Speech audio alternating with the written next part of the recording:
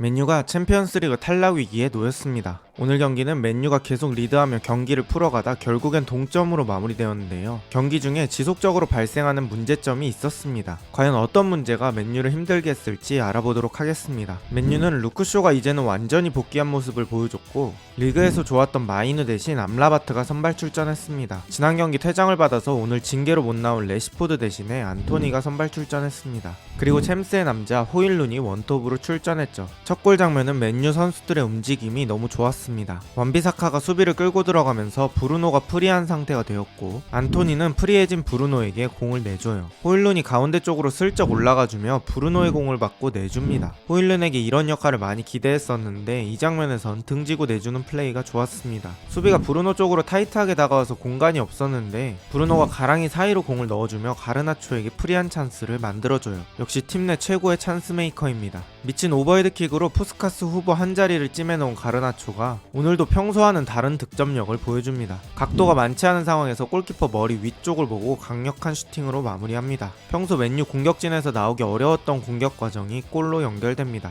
이때만 해도 오늘은 뭔가 다른데? 라는 생각이 들었습니다. 그로부터 7분 뒤 브루노가 또 한 번 사고를 칩니다. 중원의 프리한 공간에서 공을 잡은 브루노는 왼쪽 상단을 노리며 미친 중거리 슈팅을 선보입니다. 전반 17분 그리고 2대0. 누가 봐도 맨유가 좋은 상황이죠. 그런데 이제부터 조금씩 맨유의 문제들이 민낯을 드러내기 시작합니다. 맨유는 암라바트가 6번 자리에 서고 브루노와 맥토미니가 역삼각형을 구성해줍니다. 이것까지는 큰 문제가 없어 보이죠. 하지만 가끔씩 암라바트가 너무 포백 쪽과 가까이 붙어주면서 미드필더들과 간격이 벌어집니다. 정말 크게 보면 5대5로 나눠지고 마치 큰 두 개의 덩어리로 나눠집니다. 그래서 가운데 광활한 공간이 생기고 이 공간을 갈라타사라이가 들어와서 이용하면 맨유에겐 좋지 않은 상황이 펼쳐집니다. 갈라타사라이는 루크쇼가 올라와서 공격 가담하면 위험한 상황이 펼쳐질 수 있죠. 그래서 루크쇼를 억제하기 위해 오른쪽 공격을 강화합니다. 오늘 컨디션 좋은 지에시를 바짝 벌려놓고 오른쪽 공격을 자주 합니다. 지에시는 안토니 같은 드리블러형 윙어가 아니고 스타일로 따지면 첼시의 콜 파머 같은 플레이메이킹에 더 치중된 역발 윙어입니다. 그래서 지에시가 공을 잡으면 풀백이나 공격수들이 센터백 사이 하프 스페이스를 이런 식으로 노려주는 경우가 많아요. 거기에 지에시는 패스를 넣어주죠. 아까랑 비슷한 장면입니다. 일단 이 장면에서 크게 두 가지 문제가 발생합니다. 첫 번째 문제는 뒷공간입니다. 지금처럼 지에시에게 두 명이 딸려 나오면서 엄청난 뒷공간이 발생합니다. 그때 토레이라가 가운데 쪽으로 띄워주고 거기에 패스를 넣어줍니다. 두 번째 문제는 바로 간격에서 나오는 브루노의 파울인데요. 브루노는 역삼각형이 앞쪽에 있었기 때문에 뒷공간을 커버하려면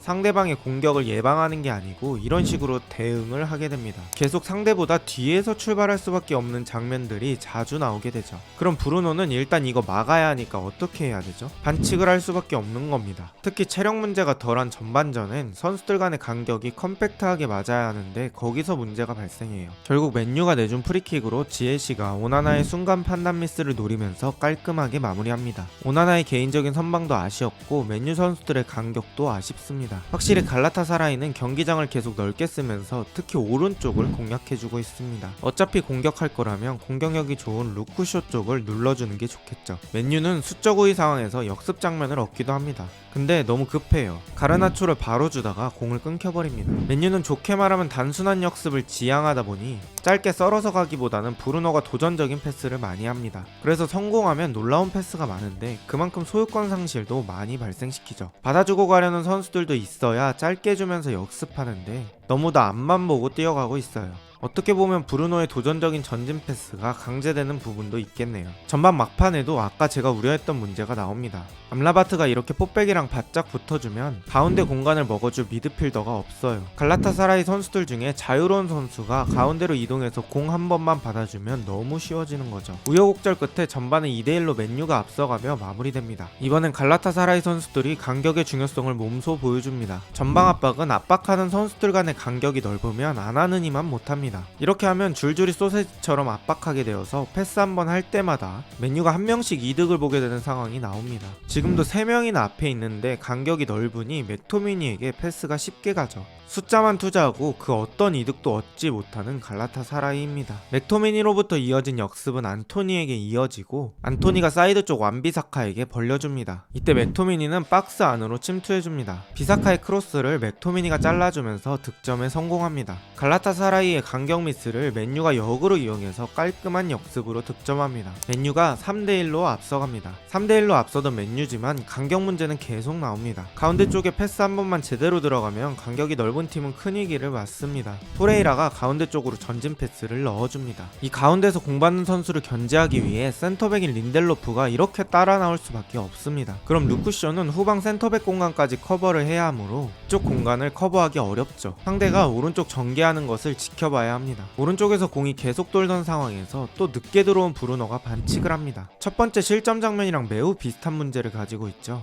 간격의 문제, 그리고 뒤늦게 따라온 브루노의 파울. 그 다음은 뭘까요? 네, 맞습니다. 지에시의 프리킥을 오나나가 막았지만 오히려 그게 골대 쪽으로 방향이 바뀌며 실점합니다. 오늘 경기 오나나가 일반적인 플레이 상황에서 슈팅을 막는 건 그렇게 불안해 보이지 않았는데 프리킥에선 유독 안정적이지 못합니다. 같은 문제가 발생하며 경기는 3대2가 되고 맨유는 1점 차로 따라잡히고 있죠. 그로부터 9분 뒤 맨유는 또 추가 실점을 하게 됩니다. 지에시가 가운데 쪽 침투하는 아크티르 콜로에게 강한 패스를 넣어줍니다. 마이누가 옆에서 붙어주긴 했는데 효과적인 제어가 안됩니다. 게다가 아크티르 콜로의 퍼스트 터치가 예술입니다. 뒤에서 오기도 했고 높이도 애매했고 공도 상당히 강하게 왔는데 자신의 속도를 살리면서 슈팅까지 가능하게 터치해 놓습니다. 슈팅 임팩트도 너무 좋았던 게 발등으로 때리는 게 아니고 인프런트 쪽으로 니어로 감아찬 게 유효했습니다. 저 자세에서 가장 강하면서도 정확도를 살릴 수 있는 슈팅이었습니다. 경기는 3대3이 됩니다. 이 골은 갈라타사라이가 워낙 잘했네요. 그 이후에도 맨유는 맥토미니의 중거리, 브루노의 골대, 펠리스트리의 아쉬운 슈팅까지 골문을 열심히 두드렸지만 경기는 3대3으로 마무리되었습니다. 중원의 공수 밸런스 문제와 간격 문제가 승리를 지키지 못하게 만들었네요. 맨유는 16강에 진출하기 위해선 뮌헨과의 경기는 무조건 이겨야 하는 동시에 코펜하겐과 갈라타사라이가 비겨야 합니다.